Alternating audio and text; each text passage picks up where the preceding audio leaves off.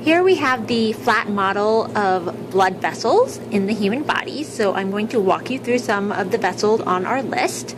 Let's start off with the arteries, which take us away from the heart. So first, we're going to start off with the pulmonary trunk right here. And then the pulmonary trunk is going to split into two pulmonary arteries, one that goes to the left and the second pulmonary artery that goes to the right. Notice these are in blue because they are deoxygenated and heading to the lung to get oxygen. Now the rest of the arteries we look at are going to be red because they are going to be carrying oxygen-rich blood.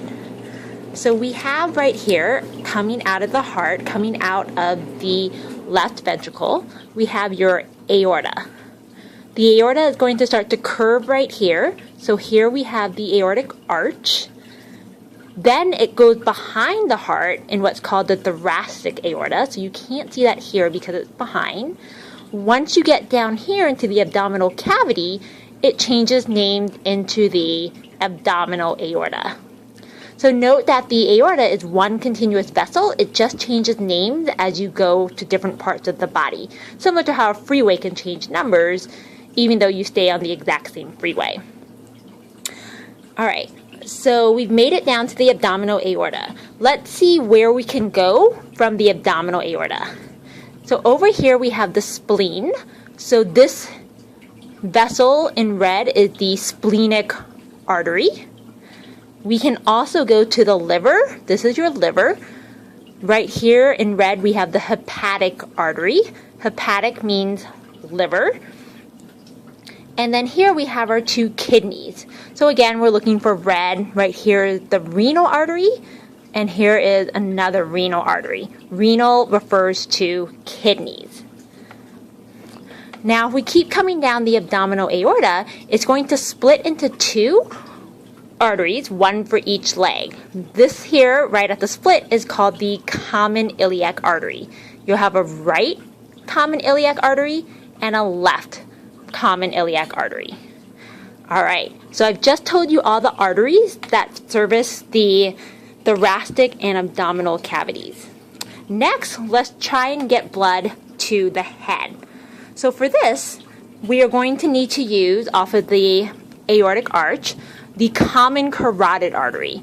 So here we have the common carotid artery going up the right side of our neck, and here's the common carotid artery going up the left side of our neck. From there, we can take the facial artery, which goes towards the face, the occipital artery, which goes towards the occipital lobe, or the temporal artery, which goes up our temporal bone.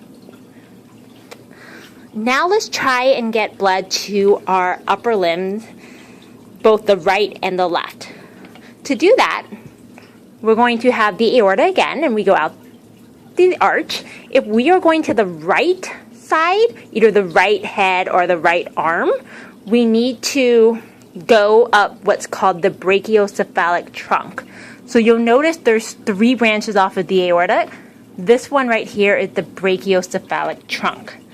From the brachiocephalic trunk, we head out our subclavian artery, which is named after the clavicle. So you hear the word clavicle in clavian, and sub means below.